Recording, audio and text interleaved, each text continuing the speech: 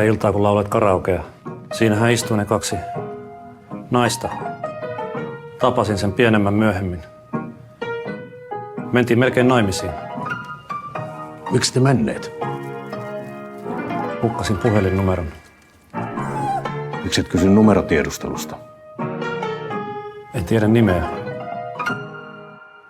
Se kieltämättä vähän haittaa.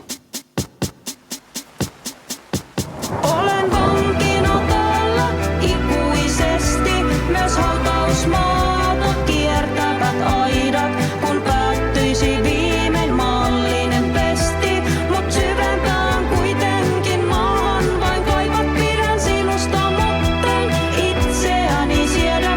En tarvitse muita, sinusta en tiedä, myönnän jos mä lähden. Sen teen vain itseni tähden.